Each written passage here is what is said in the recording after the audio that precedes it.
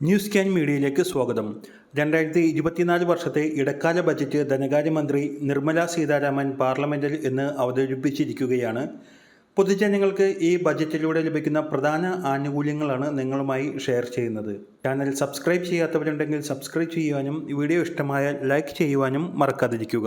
സ്വന്തം വീടിൻ്റെ ആവശ്യത്തിനായി മാസം 300 യൂണിറ്റ് വൈദ്യുതി 1 കോടി കുടുംബങ്ങൾക്ക് സൗജന്യമായി നൽകുമെന്നതാണ് ധനമന്ത്രി നിർമ്മല സീതാരാമൻ ഈ ബജറ്റിൽ നടത്തിയിരിക്കുന്ന ഏറ്റവും വലിയ പ്രഖ്യാപനങ്ങളിൽ ഒന്ന്. പുരപ്പുറ സോളാർ പദ്ധതിയിലൂടെ ആയിരിക്കും ഇത് യാഥാർത്ഥ്യമാക്കുക.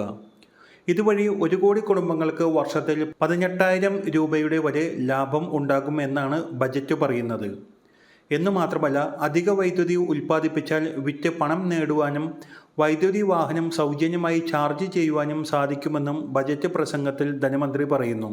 എന്നാൽ മൊത്തം എത്ര കോടി രൂപ ഇതിനായി നീക്കിവച്ചിട്ടുണ്ടെന്നോ എങ്ങനെയാണ് പദ്ധതി നടപ്പാക്കുകയെന്നോ വിശദീകരിച്ചിട്ടില്ല. ഇടക്കാല ബജറ്റായതിനാൽ അത്തരം വിശദാംശങ്ങൾക്ക് പ്രസക്തിയില്ലെന്നത് തന്നെയാണ് കാരണം. എന്നാൽ അടുത്ത തവണ ഈ സർക്കാർ അധികാരത്തിലെത്തിയാൽ ഏറ്റവും വലിയ പദ്ധതിയായി നടപ്പാക്കുക പുരപ്പുറ സോളാർ പദ്ധതി തന്നെയാകും. കാരണം രാമപ്രതിഷ്ഠാ ദിനത്തിൽ പ്രധാനമന്ത്രി നരേന്ദ്രമോദി പ്രഖ്യാപിച്ച ഏക പദ്ധതിയാണ് ഇതെന്നത് തന്നെയാണ് കാരണം. അതുപോലെ ഇടക്കാല ബജറ്റിൽ മധ്യവർഗ കുടുംബങ്ങൾക്ക് ആശ്വാസകരമേകുന്ന പ്രഖ്യാപനവും ധനമന്ത്രി നിർമ്മല സീതാരാമൻ നടത്തിയിട്ടുണ്ട്. ഇടത്തരക്കാർക്ക് സ്വന്തമായി വീട് വാങ്ങുവാനോ നിർമ്മിക്കുവാനോ ആയി പുതിയ പദ്ധതി അവതരിപ്പിക്കുമെന്നായിരുന്നു ധനമന്ത്രിയുടെ പ്രഖ്യാപനം. വാടക വീടുകളിലും ചേരികളിലും അനധികൃത കോളനികളിലും താമസിക്കുന്നവർക്ക് സ്വന്തമായി വീട് നിർമ്മിക്കാനോ വാങ്ങാനോ ഉള്ള സഹായം നൽകുമെന്നാണ് മന്ത്രി ബജറ്റ് പ്രസംഗത്തിൽ പറഞ്ഞത്. PM ആവാസ് യോജന പദ്ധതിയിലൂടെ 2 കോടി വീടുകൾ കൂടി നിർമ്മിക്കുമെന്നും മന്ത്രി ബജറ്റ് പ്രസംഗത്തിൽ വ്യക്തമാക്കി. കോവിഡ് വെല്ലുവിളികൾക്കിടയിലും PM ആവാസ് യോജനയിലൂടെ 3 കോടി വീടുകൾ നിർമ്മിച്ചു നൽകി. അടുത്ത 5 വർഷത്തിനുള്ളിൽ 2 കോടി വീടുകൾ കൂടി നിർമ്മിച്ചു നൽകും എന്നാണ് ധനമന്ത്രി ബജറ്റിൽ പ്രഖ്യാപിച്ചത്. മറ്റൊരു പ്രഖ്യാപനം ആയുഷ്മാൻ ഭാരത് ആരോഗ്യ പദ്ധതിയുമായി ബന്ധപ്പെട്ടതാണ്. 1 വർഷം ഒരു കുടുംബത്തിന് 5 ലക്ഷം രൂപയുടെ സൗജന്യ ചികിത്സ ഉറപ്പാക്കുന്ന പദ്ധതിയാണിത്. കേരളത്തിൽ കാരുണ്യ ആരോഗ്യ ഇൻഷുറൻസ് പദ്ധതിയുമായി സംയോജിപ്പിച്ചാണ് ഈ പദ്ധതി നടപ്പിലാക്കുന്നത്. ഈ പദ്ധതിയിലേക്ക് ആശാ വർക്കർമാരെയും അംഗൻവാടി ജീവനക്കാരെയും ഈ ബജറ്റിലൂടെ ഉൾപ്പെടുത്തിയിരിക്കുകയാണ്. നേരത്തെ കാസ്പ് പദ്ധതിയിൽ ഉണ്ടായിരുന്നവരും 2011 സെൻസസ് പ്രകാരം പ്രധാനമന്ത്രിയുടെ കത്ത് ലഭിച്ചവർക്കുമെല്ലാമാണ് ഈ പദ്ധതി ആനുകൂല്യം ലഭിച്ചിരുന്നത്.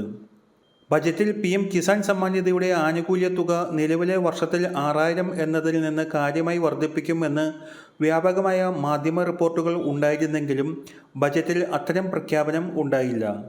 അതിനാൽ നിലവിലുള്ളതുപോലെ 4 മാസം കൂടുമ്പോൾ 2,000 രൂപ വീതം വർഷത്തിൽ 6,000 രൂപ തന്നെയായിരിക്കും 2024 PM കിസാൻ നിധി ഗുണഭോക്താക്കൾക്ക് ലഭിക്കുക. അതുപോലെ ക്ഷേമ പെൻഷൻ തുകയും ഈ ബജറ്റിൽ വർദ്ധിപ്പിച്ചിട്ടില്ല. കേരളത്തിലെ സാമൂഹ്യ സുരക്ഷാ ക്ഷേമ പെൻഷനുകൾ ലഭിക്കുന്നവരിൽ 6 ലക്ഷത്തോളം പേർക്ക് കേന്ദ്രവിഹിതമായി 200 മുതൽ 500 രൂപ വരെ ലഭിക്കുന്നുണ്ട്. ആ തുകയിലും ബജറ്റിൽ വർധനയില്ല. നിലവിൽ 5 മാസത്തെ ക്ഷേമ പെൻഷനുകൾ സംസ്ഥാനത്ത് കുടിശ്ശികയുമാണ്. അതുപോലെ ആദായ നികുതി അടക്കുന്നവർ നികുതി സ്ലാബ് ഉയർത്തുമെന്ന് കരുതിയെങ്കിലും അതിലും മാറ്റമൊന്നും വരുത്തിയിട്ടില്ല. ഇടക്കാല ബജറ്റ് ആയതിനാൽ പുതിയ നികുതി നിർദ്ദേശങ്ങൾ ഒന്നുമില്ല. നിലവിലുള്ള നികുതികൾ തന്നെ തുടരും. ലോക്സഭാ ഇലക്ഷന് ശേഷം ജൂലൈ മാസത്തിൽ സമ്പൂർണ്ണ ബജറ്റ് അടുത്ത വരുന്ന സർക്കാർ അവതരിപ്പിക്കും. ഏറ്റവും പുതിയ ഇൻഫർമേഷനുകൾക്കായി ചാനൽ സബ്സ്ക്രൈബ് ചെയ്യുവാനും മറ്റുള്ളവരിലേക്ക് ഈ ഇൻഫർമേഷൻ ഷെയർ ചെയ്യുവാനും മറക്കാതിരിക്കുക.